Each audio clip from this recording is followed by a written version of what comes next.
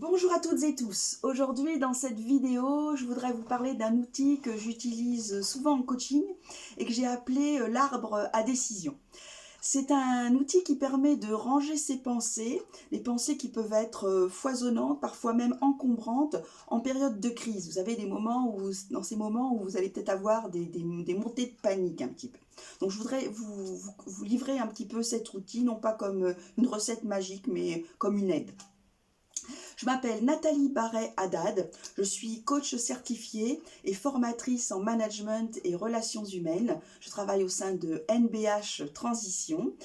Et dans ces vidéos, je vais donc vous livrer un petit peu de mon expérience et certains de mes outils. Vous pouvez me retrouver sur mon site internet www.nbhtransition.com. Donc je vais vous parler de la crise. Qu'est-ce que j'entends par crise? Eh bien une période de déséquilibre. À un moment donné dans votre vie, vous aviez une certaine harmonie et cette harmonie a été rompue, ce qui crée beaucoup d'inconfort. Alors ça peut être des crises dans votre cadre professionnel, ça peut être des crises personnelles, ça peut être des crises individuelles qui ne touchent que vous, mais aussi des crises peut-être collectives, un petit peu comme celle que nous vivons en ce moment avec la crise du Covid. Donc, effectivement, cette période d'inconfort, elle peut être plus ou moins importante. Et d'abord, pourquoi? Parce que votre cerveau, il est là pour vous maintenir en vie. Et donc, ce qu'il adore, ce cerveau, c'est tout ce qui est connu. Il ne passe son temps à enregistrer toute votre expérience de vie. Il fait des cartographies temporelles, spatiales. Il stocke tout pour savoir quel comportement vous allez devoir mettre en place quand vous allez rencontrer quelque chose de nouveau dans la vie qui vous arrive tous les jours. Et là, évidemment, en période de crise, il y a beaucoup d'inconnus et donc beaucoup de certitudes. Et donc le cerveau, qu'est-ce qu'il fait naturellement? Il est en pilotage automatique, sans vous demander votre avis. Bien entendu, il va augmenter votre niveau de vigilance. Et donc le niveau de vigilance, c'est un niveau d'attention accru. Un niveau d'attention, mais aussi du coup de tension. Donc c'est formidable, votre cerveau fait son boulot, mais si ça dure trop longtemps, ça peut être vite très fatigant. Parce que vous allez être jour et nuit comme ça, en tension, très vigilant. Et donc vous vous rendez bien compte que parfois ça va vous entraîner des troubles par exemple du sommeil, des troubles de la digestion, des troubles physiques, vous allez peut-être avoir des maux de tête, enfin des troubles liés aussi à la fatigue, à la tension nerveuse perpétuelle que vous pouvez donc ressentir. Et ça peut aller jusqu'à des crises d'angoisse, des crises un petit peu de panique, vous sentez un emballement à la fois physique, vous pouvez avoir des manifestations physiques, mais vous allez aussi avoir donc une sorte comme ça d'orage, d'emballement de la pensée. Et donc c'est à ce moment-là il s'agit peut-être de reprendre un petit peu les manettes, parce que votre cerveau c'est quelque chose d'extraordinaire, c'est à la fois il agit, il met en place des stratégies automatiques pour vous permettre de survivre, de vivre, mais aussi c'est un organe qui peut s'observer lui-même. Voilà, qui peut même avoir un esprit critique sur lui-même et ce qu'il met en place. C'est-à-dire qu'en fait, il peut se poser la question de savoir, est-ce que le comportement que je mets en place, est-ce que ça m'est utile? Est-ce que par rapport au péril, au danger que j'ai évalué, est-ce que c'est proportionné? Est-ce qu'il est normal que je me fasse autant de soucis? Est-ce que je ne pourrais pas régler un petit peu plus? Voilà, donc ça c'est quand même extraordinaire. Et donc on va se servir de cette fonction-là, un petit peu auto-réflexive, voilà, où on peut soi-même s'observer. Donc je vous propose un outil pour ces moments-là, ces moments où d'un seul coup il y a un emballement un petit peu comme ça de panique, un outil pour renforcer votre mental. Et donc on va prendre une image, l'image, si vous êtes d'accord, d'un arbre, un arbre majestueux, par exemple, je sais pas, un beau tilleul. Voilà, vous imaginez des racines assez profondes et assez larges qui vous permettent de rester ancré dans le réel, voilà, et de vous stabiliser. Et puis on va parler du tronc. Et dans ce tronc, il va représenter pour nous tous le court terme. Le court terme, les pensées que je dois avoir dans le court terme et les décisions que je vais prendre pendant ce court terme. Alors les pensées, évidemment, vous allez vous focaliser sur les faits bruts. Et j'insiste sur les faits bruts, c'est-à-dire que c'est des faits qui vont être, si possible, autant que faire se peut, débarrassés de tous vos commentaires, de toutes vos émotions qui bien sûr sont négatives forcément puisque c'est une déstabilisation. Vous allez essayer d'évacuer ça tout simplement pour pouvoir retrouver un peu d'aisance, de souffle, un petit peu de repos aussi, de pouvoir retrouver un minimum de sérénité pour pouvoir prendre des décisions à court terme. Donc concrètement, comment ça se passe? Pour les gens comme moi qui ont une petite entreprise, eh bien, par rapport à une crise sanitaire comme celle que nous vivons, eh bien sûr, il s'agit de faire les comptes un petit peu, de se dire oui, il y a une crise sanitaire, je suis soumise à une législation contraignante, donc voilà, on va un petit peu faire l'état des lieux, quelles sont mes charges fixes, quelles sont évidemment aussi les ressources, ma trésorerie, sur quelle aide je peux compter, et quelles sont là tout de suite les démarches administratives que je dois mettre en œuvre pour pouvoir survivre dans un premier temps, passer cette mauvaise passe. Et le fait de se focaliser, d'essayer de se focaliser sur l'effet brut, eh bien ça va vous aider à prendre des décisions, à aller plus vite, parce que les pensées négatives, trop foisonnantes, trop encombrées d'affect, eh bien ça vous ralentit. Deuxièmement, dans cet arbre magnifique, on va parler donc du branchage qui représente tout ce qui est le moyen terme pour vous. Et là, évidemment, cette zone-là, en période de tempête, eh bien, le branchage, il bouge. Il bouge énormément, c'est une période, c'est là que se trouve l'inconfort, le grand inconfort. Qu'est-ce qui va se passer le mois prochain, dans les 3 mois, dans les 6 mois? Là, c'est effectivement, vous allez devoir prendre des décisions, vous avez plein d'idées, vous allez devoir prendre des décisions sur du probable. Rien n'est certain, vous allez devoir agir en méconnaissance de cause. Et forcément, c'est inconfortable. Mais c'est très nécessaire parce que de toute façon, vous ne pouvez pas rester là, vous traversez le désert, vous n'allez pas vous arrêter de marcher, sinon les éléments reprendront le dessus et vous subirez complètement pour le coup.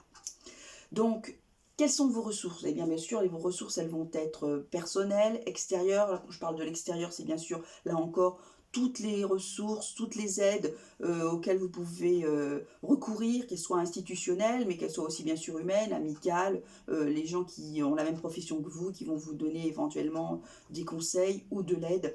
Et puis, évidemment, vos ressources personnelles. Et qu'est-ce que j'entends par ressources personnelles?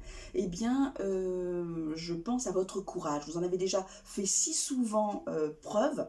Eh bien, il s'agit de s'en ressaisir là, à ce moment-là, parce que le courage, ça s'appuie sur les valeurs qui vous permettent de continuer d'aller de l'avant. Vous savez pourquoi vous voulez aller de l'avant, parce que vous avez des valeurs à mettre en œuvre. Et donc c'est à ce moment-là qu'il faut se ressaisir du courage. Le courage, c'est quelque chose qui vous permet de traverser, même si c'est douloureux. Évidemment que la période est douloureuse, mais vous avez besoin de continuer d'avancer. Donc repensez à ces moments de courage que vous avez déjà eu 1000 fois, et ressaisissez-vous là, en ce moment, de tout votre courage. Et puis il y a une autre ressource à laquelle je pense, ce sont aussi vos convictions, vos croyances positives. Ce qui vous permet, là aussi, qui n'est pas forcément toujours rationnel, mais qui vous permet d'avancer en toutes circonstances. Alors moi, je vais vous parler d'une des miennes. Moi, j'ai la croyance que l'avenir n'est pas rempli que du pire. Il peut y avoir aussi du meilleur. Bien sûr qu'il y a du prédéterminé, des causes qui vont entraîner des effets.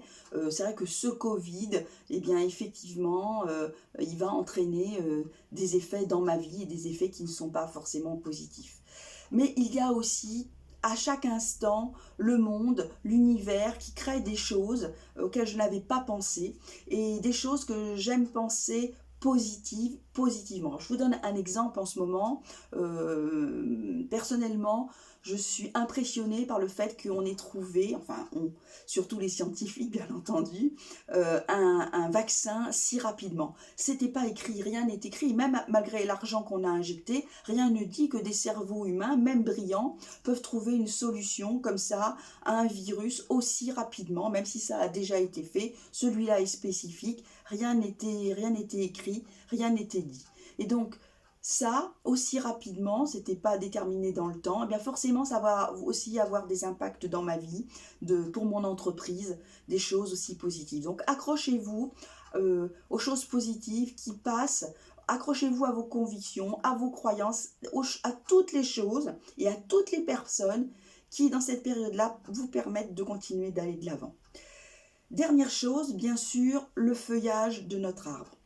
Alors ce feuillage, ça va être en fait tous les scénarios possibles que l'on peut imaginer à long terme. Alors votre cerveau, comme je vous le disais, lui, il a imaginé bien sûr tous les pires scénarios, tout ce qui peut arriver de pire.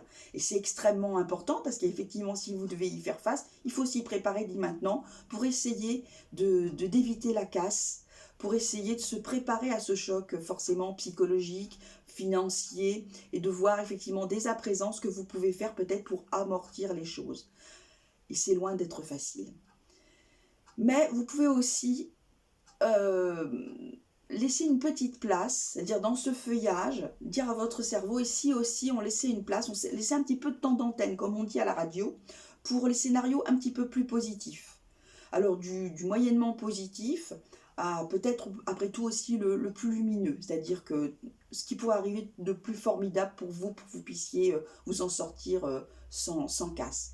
Et ça me paraît important de répartir vos pensées comme ça dans tout le feuillage avec toute une palette de scénarios et de se préparer aussi au meilleur.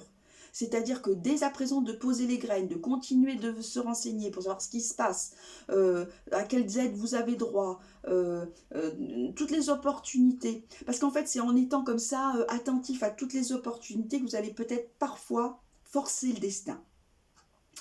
Voilà, j'ai pas là du tout la prétention de vous donner des outils qui sont magiques et miraculeux et que en 3 leçons, voilà, on va trouver des solutions à tous vos problèmes, pas du tout. Mais je crois utile parfois d'organiser sa pensée pour se poser, pour se reposer, pour être un petit peu plus serein, pour pouvoir prendre des décisions qui vont être plus rationnelles sans doute, et qui en tout cas vous permettent de savoir comment vous faites pour mettre en place une stratégie. Voilà. Pour finir cette vidéo, je voudrais évoquer ma grand-mère qui, il y a bien longtemps maintenant, m'a dit, alors que j'étais jeune et que j'étais vraiment au fond du trou, je venais de perdre ma mère, je ne trouvais pas de travail, j'avais plus de foyer, enfin c'était assez compliqué, et elle m'a dit, ma petite fille, ne perds pas confiance. Et je dois dire que cette phrase, je m'en sers un petit peu comme d'un mantra, quelque chose que je me répète régulièrement et auquel je m'accroche. C'est une lampe torche, parfois fragile, mais je m'y accroche parce qu'elle éclaire quand même mon chemin. Donc depuis lors, je ne l'ai jamais lâchée. C'est vrai que j'ai vu la fin du tunnel et que parfois, bien sûr, je rentre dans d'autres tunnels, mais je tiens fort ma lampe torche, j'essaye de ne pas perdre totale confiance. Voilà pour aujourd'hui. Si vous souhaitez que je vous accompagne, que je vous apporte du soutien et aussi bien sûr des outils, un peu comme celui dont nous venons de parler, vous pouvez me contacter, vous pouvez me retrouver sur mon site internet, je répète www.nbhtransition.com. Je vous remercie beaucoup de votre écoute. Faites bien attention à vous parce que vous êtes unique et donc irremplaçable. À très bientôt.